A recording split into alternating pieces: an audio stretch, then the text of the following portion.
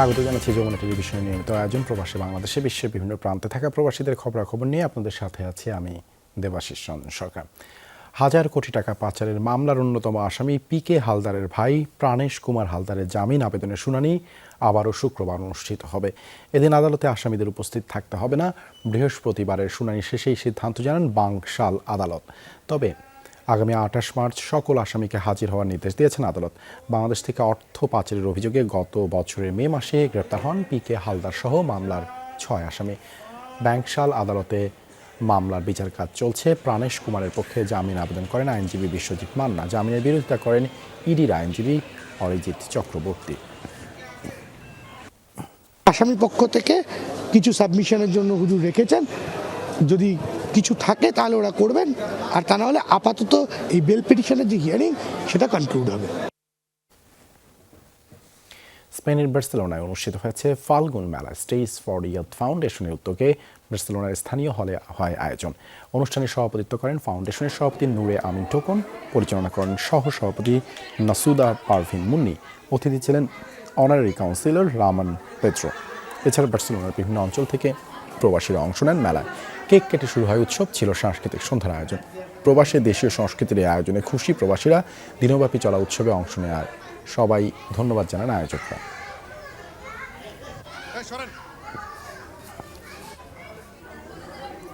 ফ্রান্সে বাণিজ্যমন্ত্রী টিপু মুনশির সাথে ইউরো বাংলা বিজনেস অ্যাসোসিয়েশনের সদস্যদের মতবিনিময় সভা অনুষ্ঠিত হয়েছে। বুধবার প্যারিসের বাংলাদেশ দূতাবাসে করা হয় আয়োজন। এতে উপস্থিত ছিলেন ফ্রান্সে নিযুক্ত বাংলাদেশ রাষ্ট্রদূত খন্দকার এম তালহা, এবিসিসিআইয়ের সাবেক সভাপতি ও সংসদ সদস্য মোহাম্মদ শফিউল ইসলাম মহিউদ্দিন, ইউরো বাংলা বিজনেস অ্যাসোসিয়েশনের প্রেসিডেন্ট মঞ্জুরুল হাসান চৌধুরী সেলিম, ডিরেক্টর আল আমিন চৌধুরী সহ অনেকে। আরও ছিলেন বাংলা অটো ইকুর পরিচালক হোসেইন রহমান সহ প্রবাসী বাংলাদেশি ব্যবসায়ীরা। এ সময় ব্যবসায়ীদের পক্ষ থেকে ফ্রান্সে বিমান বাংলাদেশ এয়ারলাইন্সের ফ্লাইট চালুর অনুরোধ জানানো হয়। সেই সাথে প্রবাসী ব্যবসায়ীদের জন্য আলাদা ব্যবসায়িক জোন ও বিনিয়োগ নিরাপত্তার দাবিও তোলা হয়। সভায় বাণিজ্যমন্ত্রী সমস্যা সমাধানের আশ্বাস দেন।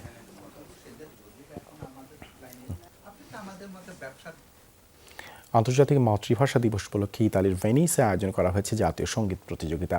ভেনিস বাংলা স্কুলের পক্ষ থেকে করা হয় আয়োজন। আয়োজকদের দাবি, নতুন প্রজন্মের মাঝে বাংলা ভাষার দক্ষতা বাড়াতেই এই উদ্যোগ। স্কুল প্রাঙ্গণে করা হয় এই প্রতিযোগিতা। 3 ভাগে ভাগ হয়ে অংশ নেয় প্রতিযোগীরা। অনুষ্ঠানটি উপস্থাপনা করেন বিদ্যালয়ের ভারপ্রাপ্ত প্রধান শিক্ষিকা দিলরুবা জামান ও সহকারী শিক্ষক মেহরুন্নেসা মলি। বিচারকের দায়িত্ব পালন করেন সৈকত হাসান, সাইফুদ্দিন খালেক, আক্তার উদ্দিন, নাসির উদ্দিন পান্না ও মোহাম্মদুল্লাহ সোহেল।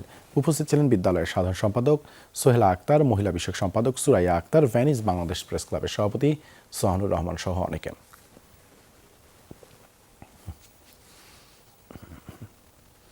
সৌদি আরবের রিয়াদে অনুষ্ঠিত হয়েছে ম্যারাথন প্রতিযোগিতা 2023। প্রবাসী বাংলাদেশি লোকমান খান প্রতিযোগিতার 21 কিলোমিটার দৌড়ে অংশ নেন। নির্দিষ্ট সময়ের আগেই শেষ করেন এই হাফ ম্যারাথন। এবারের ইভেন্টে প্রায় 16,000 প্রতিযোগী অংশ নিয়েছেন। স্থানীয়রা ছাড়াও ছিলেন সারা বিশ্বের খ্যাতিমান দৌড়বিদরা। পেশাদার ক্রীড়াবিদদের পাশাপাশি উপস্থিত ছিল সব বয়সরা। এবারের ইভেন্টে ছিল 42 কিলোমিটার ও 21 কিলোমিটারের হাফ ম্যারাথন। এছাড়া 10 কিলোমিটার ও 4 কিলোমিটারের পারিবারিক মজার ম্যারাথনও আয়োজন করা হয়। ইথিওপিয়ার আলেমু মেসারট আবে বাহেউ মহিলাদের এবং মরক্কোয় জোয়ারের সামির পুরুষদের দৌড়ে বিজয়ী হন।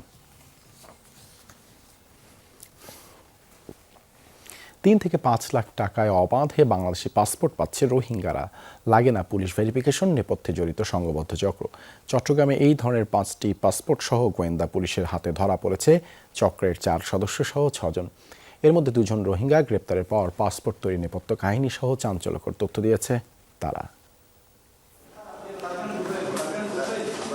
টাকার বিনিময়ে রোহিঙ্গাদের পাসপোর্ট তৈরি করে দেয়া চক্রের মূল হোতা সাতকানিয়ার পারভেজ। গত 6 মাস ধরে 25 জন রোহিঙ্গাকে পাসপোর্ট করে দিয়েছেন তিনি। প্রতিজন থেকে নিয়েছেন 3 থেকে 5 লাখ টাকা। নাম ছাড়া কোনো তথ্যই তাকে দেয়া লাগতো না। সৌদি আরবে উমরা করতে যাওয়ার কথা বলে পাসপোর্ট বানিয়ে দিতেন। সহযোগিতা করতেন রোহিঙ্গা ক্যাম্পের দালাল এবং পাসপোর্ট অফিসের কর্মকর্তা কর্মচারীরা। ঢাকায় পাসপোর্ট অফিসের সামনে ওদের বিভিন্ন লোকজনের সাথে যোগাযোগ আছে। ওরা বলছে যে ওদের সাথে যোগাযোগ করে ওরা কাজটা করে, কিন্তু সেটার এখন পর্যন্ত সত্যতা আমরা এখনো যাচাই বাছাই করতে পারিনি পুরোপুরি। আমাদের তদন্ত চলছে, তদন্ত সাপেক্ষে আমাদের আরো এই চক্রটার আমরা রুটে যেতে পারবো বলে আশা করি। পারভেজ ঘিরে আছে সংঘবদ্ধ চক্র। তিনি সহ ধরা পড়েছেন আরও 3 জন। এর মধ্যে জাবের এবং রজি আলম 2 জন রোহিঙ্গা। সৌদি আরবে যাদের আত্মীয় স্বজন আছেন তাদেরকেই টার্গেট করত এ চক্রটি। এদের অধিকাংশই দেখা গেছে যে বড় ভাই বা কোনো আত্মীয় স্বজন সৌদি আরব থাকে, তারা তাদেরকে ভিসাটা নিতে সহায়তা করে বিভিন্নভাবে। আর আরেকটা অ্যানালাইসিস যেটা রোহিঙ্গা ক্যাম্পের কিন্তু একটা বড় পোর্শন বিভিন্নভাবে সৌদি আরব আছে। সাধারণ পাসপোর্ট করতে প্রয়োজন হয় তদন্ত, পুলিশ ভেরিফিকেশন, কিন্তু এই চক্রের এসব কিছুই করতে হয় না। ফলে নেপথ্যে অনেকে জড়িত বলে সন্দেহ সবার। তারা এতটুকু বলেছে যে তাদের শুধু নামটা দিচ্ছে, আর কোনো কিছুই তাদের করা লাগছে না। বাদ বাকি সব এই যে চক্রটা করে দিচ্ছে, তাদেরকে নিয়ে যাওয়া, পাসপোর্ট পৌঁছে দেওয়া, ভিসা লাগিয়ে দেওয়া, তারপরে ফিঙ্গারপ্রিন্ট লাগাও, আইরিশ লাগাও। সম্প্রতি চট্টগ্রাম বিমানবন্দর দিয়ে সৌদি আরব যাওয়ার পথে আসাদুল্লাহ নামে এক রোহিঙ্গা ধরা পড়ার পর পাসপোর্ট জালিয়াতির ঘটনা তদন্তে নামে গোয়েন্দা পুলিশ। এরই ধারাবাহিকতায় বুধবার রাতে জিইসি মোড়ে 5টি পাসপোর্ট সহ হাতে নাতে গ্রেপ্তার করা হয় এ চক্রের 4 সদস্য এবং 2 রোহিঙ্গাকে। গ্রুপগুলো থাকে যারা বিভিন্ন সন্ত্রাসী কার্যক্রম। আল আমিন শিকদার, যমুনা নিউজ, চট্টগ্রাম। স্মার্ট বাংলাদেশ করার লক্ষ্যে প্রবাসী সহ সারা দেশের বাংলাদেশি শিক্ষার্থীদের মাঝে তথ্য প্রযুক্তি শিক্ষা ছড়িয়ে দিতে কাজ করছে অনলাইন ভিত্তিক শিক্ষা প্রতিষ্ঠান ব্রাইট স্কিলস। পথ চলার 2 বছর পূর্ণ করেছে প্রতিষ্ঠানটি। 2 বছর পূর্তির আয়োজনে ব্রাইট স্কিলসের ব্যবস্থাপনা পরিচালক ও ক্যাবের এডুকেটেড স্ট্যান্ডিং কমিটির চেয়ারম্যান মনির হোসেন বলেন, 50,000-এরও বেশি শিক্ষার্থী তথ্য প্রযুক্তি সম্পৃক্ত বিভিন্ন বিষয়ে দক্ষতা অর্জনের জন্য ব্রাইট স্কিলসকে বেছে নিয়েছেন। প্রতিষ্ঠানটির নির্বাহী পরিচালক আনোয়ার সাদাত কবির বলেন, প্রযুক্তি খাতে তরুণ প্রজন্মের দক্ষতা বৃদ্ধিতে সর্বদা সচেষ্ট ব্রাইট স্কিলস। চিকিৎসা ট্যুরিজমের জন্য গত বছর দেশ থেকে 28 লাখ মানুষ ভারতে গিয়েছে বলে জানিয়েছেন পররাষ্ট্রমন্ত্রী ডক্টর এ কে আব্দুল মোমেন। সিলেটে একটি বেসরকারি হাসপাতালে উদ্বোধনী অনুষ্ঠানে এই কথা জানান তিনি। বলেন, ভারতে ভালো চিকিৎসা সেবা আর খরচ কম বলে বাংলাদেশের মানুষ সেখানে যাচ্ছে। মিলিয়ন ডলার খরচ করছে বাংলাদেশিরা।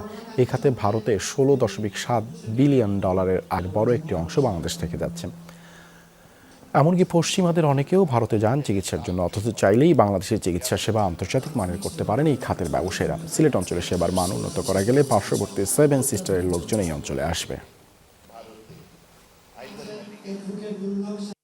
গেল বছরে 28 লক্ষ লোক বাংলাদেশ থেকে ভারতে আইদার মেডিকেল ট্রিটমেন্ট ও ট্যুরিজমের জন্য 28 লক্ষ লোক।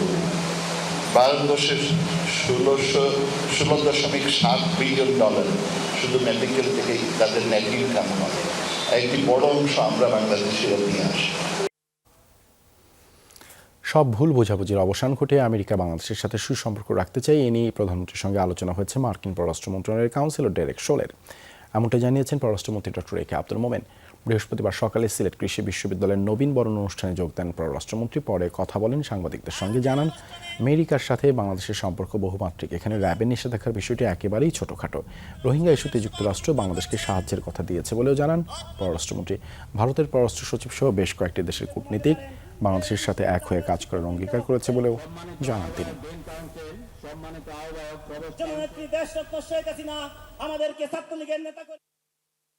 যত ধরনের ভুল বুঝাবুঝি সব দূর করে অত্যন্ত শক্ত ভিত্তির উপর আমাদের উভয় দেশের আমেরিকা এবং বাংলাদেশের সম্পর্ক প্রতিষ্ঠার জন্য তারা এসেছেন, যে আগামী 50 বছর আমরা যাতে খুব সুসম্পর্ক। আর বাংলাদেশ তারা মনে করেন যে অত্যন্ত ইম্পর্টেন্ট কান্ট্রি।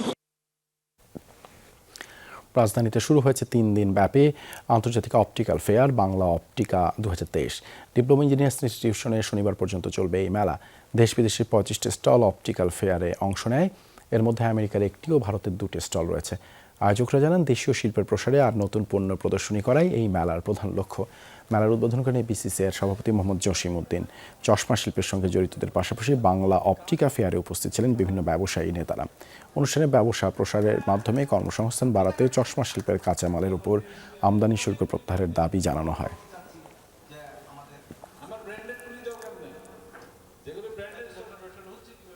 বিগত আরও আমাদের 20 বছর আগে থেকে চালু হয়েছে চশমা শিল্পের প্রসার ঘটানোর জন্য। বেসিক্যালি আমাদের এটা উদ্দেশ্য। এই শিল্প যদি রিয়েলি আমরা গ্রো করতে চাই, টোটালি ট্যাক্স ফ্রি করা দেওয়া উচিত, যে অন্তপক্ষে কাঁচামালের উপরে। ইন্দোনেশিয়ায় আশ্রয় নিয়েছে 69 রোহিঙ্গা শরণার্থী। দীর্ঘ সমুদ্রযাত্রা পর রোহিঙ্গাবাহী একটি নৌকা দেশটির আঁচে প্রদেশের সমুদ্র উপকূলে পৌঁছায়। বৃহস্পতিবার এই তথ্য নিশ্চিত করে জাতিসংঘের শরণার্থী বিষয়ক সংস্থা UNHCR। বিবৃতিতে সংস্থাটি জানায় ধারণ ক্ষমতার অধিক যাত্রী নিয়ে ইন্দোনেশিয়া পৌঁছায় নৌকাটি। বছরের এই সময়টাতে সমুদ্র তুলনামূলক শান্ত থাকায় ঝুঁকিপূর্ণ সমুদ্র পথ পাড়ি দিয়ে ইন্দোনেশিয়া, মালয়েশিয়ার মতো দেশগুলোতে যাওয়ার চেষ্টা করে রোহিঙ্গারা। সম্প্রতি রোহিঙ্গাদের সমুদ্র পথ পাড়ি দেওয়ার এই প্রবণতা আশঙ্কাজনক হারে বেড়েছে। মাঝ সমুদ্রেই প্রাণ হারাচ্ছেন অনেকে। গেল কয়েক মাসে কয়েকশো রোহিঙ্গা নৌকায় ইন্দোনেশিয়া গিয়েছে। 2017 সালের সেনা নিপীড়ন থেকে বাঁচতে বাংলাদেশে আশ্রয় নেয় 7 লাখের বেশি রোহিঙ্গা। বর্তমানে যাদের সংখ্যা প্রায় 10 লাখ।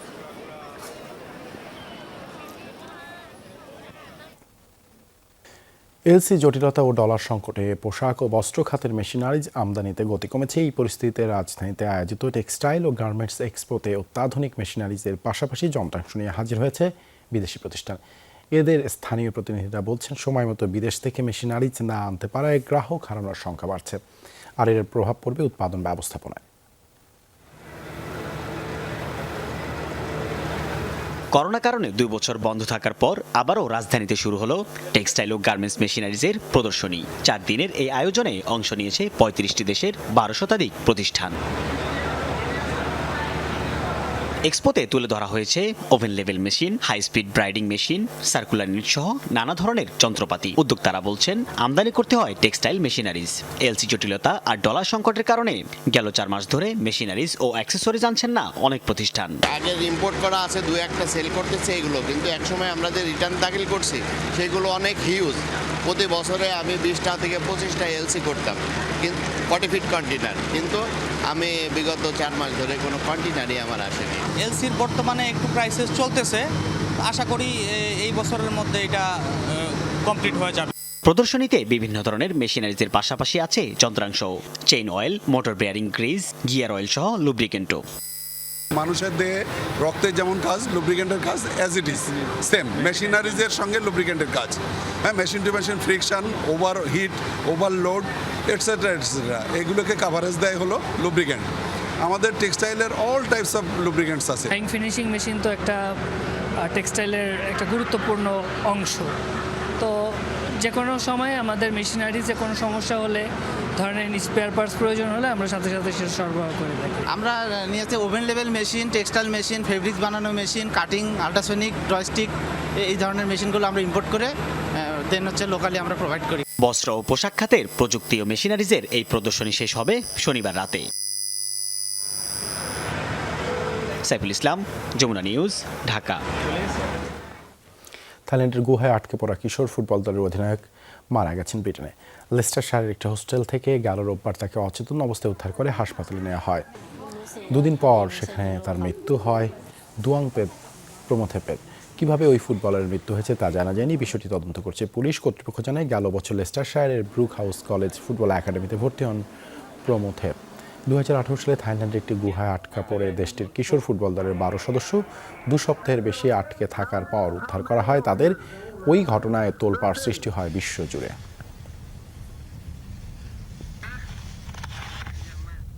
এই ছিল প্রবাসী বাংলাদেশে এতক্ষণ সাথে থাকার জন্য ধন্যবাদ।